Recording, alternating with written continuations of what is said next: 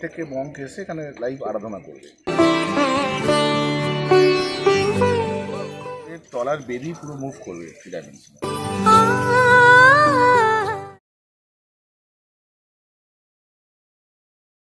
Hello friends, welcome back to my channel. আমি সৌদিমান তোমাদের জন্য নিয়ে এসেছি একটি নতুন ভিডিও।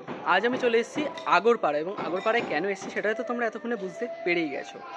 আগরপাড়ার তারাপুকুর আদি সার্বজনীনের এবছরের ভাবনায় কিন্তু রয়েছে নীলে বিলীন অর্থাৎ ব্লু টেম্পল। তো তোমরা অনেকেই এইটা জেনে গেছো, এবং মণ্ডপ কেমন হচ্ছে সেটাই কিন্তু তোমাদের সঙ্গে আজ শেয়ার করবো এই ভিডিওর মধ্যে দিয়ে। তো ইতিমধ্যে দাঁড়িয়ে রয়েছে কিন্তু মণ্ডপের একদম সামনে, দেখতে পাচ্ছ পিছনেই কিন্তু রয়েছে মণ্ডপ, আর তার নিচে রয়েছে কিন্তু পুকুর। তো তোমরা এর আগে বর্ণময় বেনারস যারা দেখেছিলে তারা হয়তো জানোই যে প্রতিবারই কিন্তু এখানে পুকুরকে নিয়ে কিছু কিন্তু করা হয়। তো পুকুরের উপরে কিন্তু টোটাল মণ্ডপটা থাকে, এবং মণ্ডপের যে কারুকার্য সেই সমস্ত কিছু থাকছে কিন্তু শোলা দিয়ে। তো সেইগুলো তোমাদের দেখাচ্ছি একটু পরে।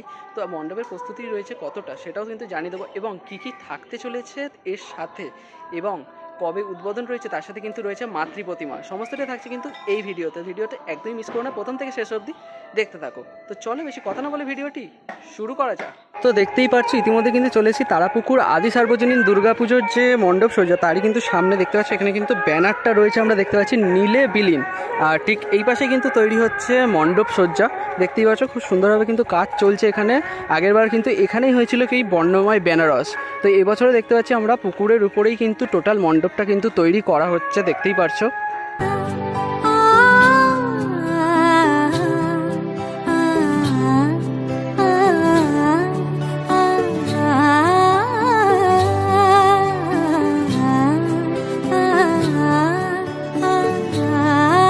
দেখতে পাচ্ছি এই হচ্ছে কিন্তু পুকুর। তোমাদের কিন্তু আমি বলে রাখছি, যেটা দাদা আমাকে বললো, এখান থেকে কিন্তু তোমরা এন্ট্রি করবে, দেন চলে যাবে কিন্তু ওই দিকটা থেকে কিন্তু তোমরা আস্তে আস্তে কিন্তু এইটার ভিতরে ঢুকতে হবে। এইটার ভিতরে কিন্তু তোমরা একটি বুদ্ধ মূর্তি দেখতে পাবে, এবং বাইরেও কিন্তু আরেকটা থাকছে। তো এইটা কিন্তু মেন ব্লু টেম্পল। তো এইখানটা কিন্তু তোমরা দেখতে পাবে, দেন এখান থেকে তোমরা বেরিয়েছি কিন্তু আবার এইখানটা কিন্তু তোমাদের আসতে হবে। তো এখানেই কিন্তু ভিতরে রয়েছে মাতৃ প্রতিমা। তো মাতৃ প্রতিমা তোমাদের সঙ্গে একটু পরেই শেয়ার করছি। তো তার আগে তোমাদের বাইরের দৃশ্যটা একবার দেখিয়ে দিই।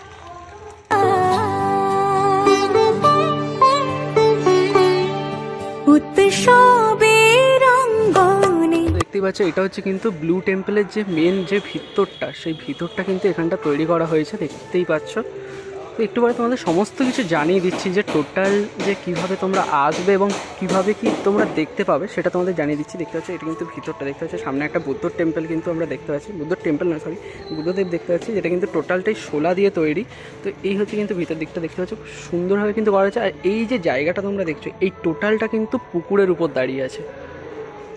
আজ সবার আমন্ত্রণ উৎসবের অঙ্গনে, আজ সবার আমন্ত্রণ উৎসবের শোভালোকে, আজ আলোকিত মন উৎসবের শোভালোকে, আজ আলোকিত মন। এই যে তোমরা এখানে যে দুটো জায়গা দেখতে পাচ্ছ, এখানটাতে কিন্তু মেন যে ড্রাগনগুলো তোমাদের দেখাবো একটু পরেই। তো সেই ড্রাগনগুলো কিন্তু এখানেই থাকতে চলেছে, এবং এখান থেকে কিন্তু তোমরা এন্ট্রি করবে, যেটা তোমাদের বলেই দিলাম। আর তোমরা দেখতে পাচ্ছ ওখানে একটা জায়গা করা আছে, ওখানে কিন্তু একটি 40 ফুটের যে বুদ্ধ সেটা কিন্তু রাখা হবে। আজ সবার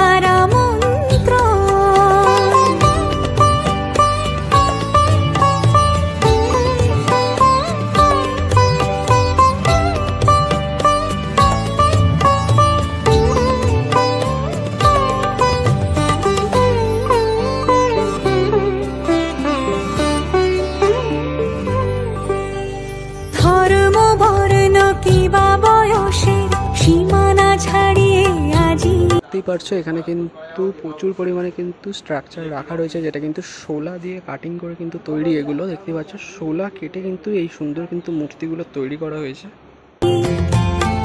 গৃহ কোন পর সজন নব সাজে উঠে সাজিয়ে, ধর্ম বর্ণ কিবা বয়সের সীমানা ছাড়িয়ে আজি।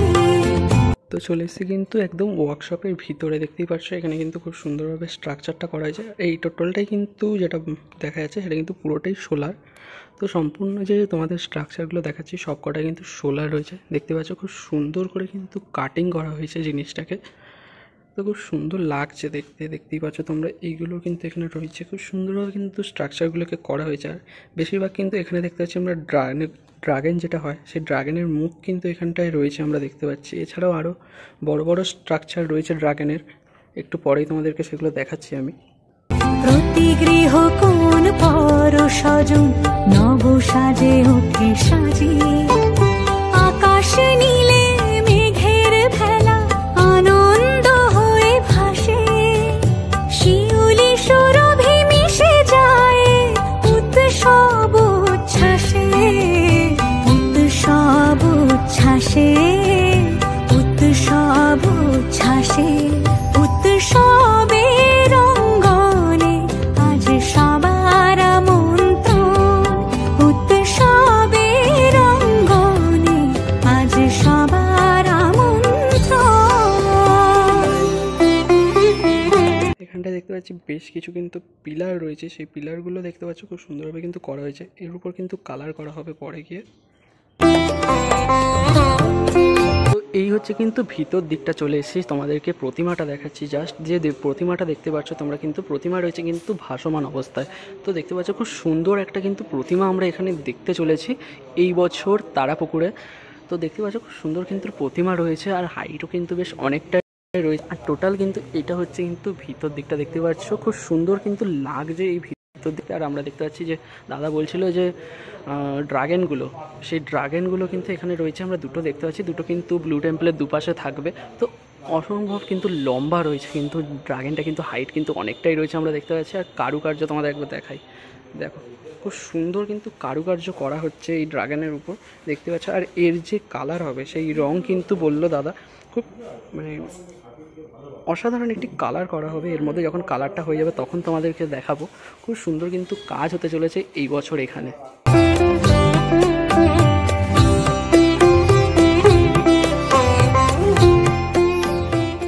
তো বন্ধুরা, এই মুহূর্তে কিন্তু আমরা পেয়ে গেছি দুই শিল্পীকে, একটা কিন্তু প্রতিমা শিল্পী এবং মণ্ডপ শিল্পী। তো মণ্ডপ শিল্পী পার্থদা এবং প্রতিমা শিল্পীতে সুকান্তদা। তো কেমন আছো তোমরা বলো? তো আমরা দেখতেই পাচ্ছি যে এবছরের যে মণ্ডপ সজ্জা ব্লু টেম্পল নীলে বিলীন আপনারা যে নামকরণ করেছেন, তো সরাসরি কিন্তু আমরা যে হাতের কাজ এবং যে কারুকার্য সেটা কিন্তু আমরা বর্ণময় বেনারসেই আপনারা দেখে এসেছেন পাত্রদার কাজ। তো এই বছরে কিন্তু আমরা দেখতে পাচ্ছি নীলে বিলীন, এবং এবছরের যা কাজ রয়েছে সেটা কিন্তু আগের বছরের থেকে অনেকটাই ইউনিক কাজ রয়েছে এবং অনেক কারুকার্য রয়েছে সেগুলোর মধ্যে। তো এই বছর কি হতে চলেছে, টোটাল মণ্ডপটাতে কি কি থাকতে চলেছে সেটা একবার শুনে নেবো পাত্রদার থেকে। এবছর সাবজেক্ট হচ্ছে নীলে বিলীন। আপনারা শুনেছেন, প্রতিযোগিতার মাধ্যমে শুনেছেন যে থাইল্যান্ডে ব্লু টেম্পল করছি। থাইল্যান্ডে ব্লু টেম্পলটা কীভাবে নীলে বিলীন হচ্ছে সেটা এসে দেখতে হবে। এখানে কম বেশি সবাই হাইট জিজ্ঞেস করছে, যতগুলো আমাদের ব্লগার ইউটিউবার বন্ধুরা এসছে। তো মেইন ব্লু টেম্পলের হাইট 50 ফিট ছাড়াবে। সামনে দুটো ড্রাগন থাকছে, যেটা ব্লু টেম্পলের ফ্রন্টের ড্রাগন আছে সেটা 32 ফুট হবে দুটো। সামনের বুদ্ধের হাইট হচ্ছে 24 ফুট। এটা অবশ্যই একটা সিম্বলিক হিসেবে বুদ্ধ বানাচ্ছি আমরা।